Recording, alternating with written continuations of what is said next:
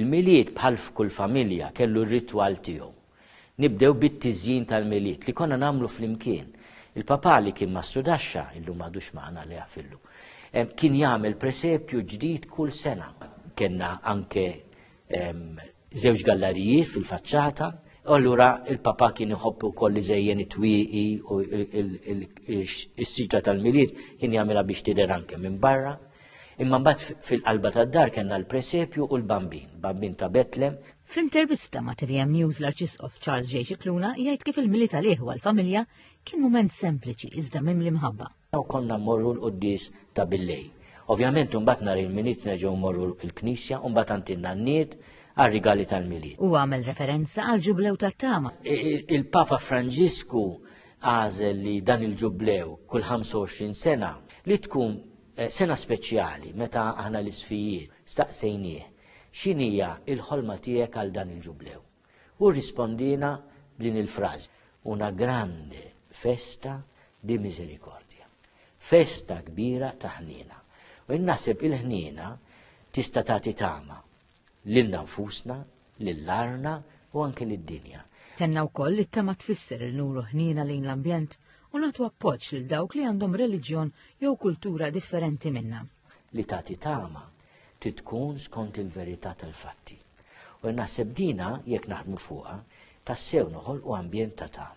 Mistoqsi dwar ix-xjenza u l-fidi, l-Arċisqof għamel enfasi li dawn mhux f'konflitt. Għax il-fidi mhix kontra r-raġuni imma tmur li hemm ir-raġuni.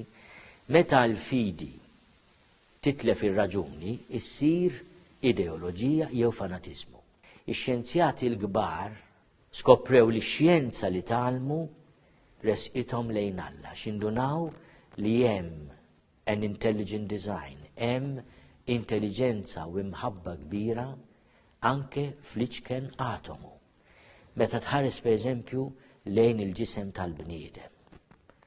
L-eluf ta' ċelluli li għandna, is-sistema tagħna. L-Arċisqof esprima tħassib tiegħu dwar ir-rata baxxa ta' twelid f'Malta.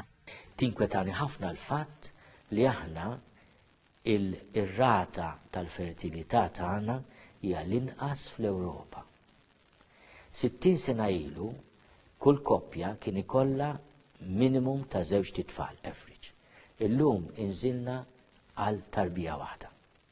Dak ifisser 50 sena oħra il-Maltin ikunu nofs li huma, evidentement il-popolazzjoni tibqa' tikber. Jiena tinkwetani l-fatt li aħna qegħdin fit-triq jekk ma nagħmlux xi ħaġa għal suwiċidju tal-etnija Maltija. Fl-aħħar huwa wassal il-messaġġ tiegħu għal sena ġdida.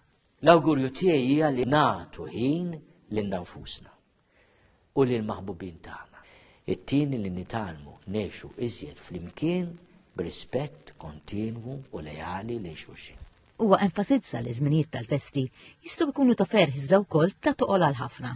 Il-miliet mhuwiex biss storja romantika, imma fil-miliet hemm ukoll id-dellijiet. Fil-miliet hija tradizzjoni li aħna fil-Kurja nilqgħu madwar 500 ruħ iġorru magħhom u inti tinduna li hemm ħafna tol.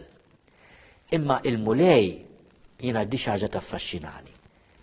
Meta twieled poġġew f'maxtura, mhux f'kott komdu, maċtura minn fejn jiklu l-annimali. U l-mulej allura jidħol f'kull sitwazzjoni skomda u għalina jsir dawl u jsir il-paċi tagħna.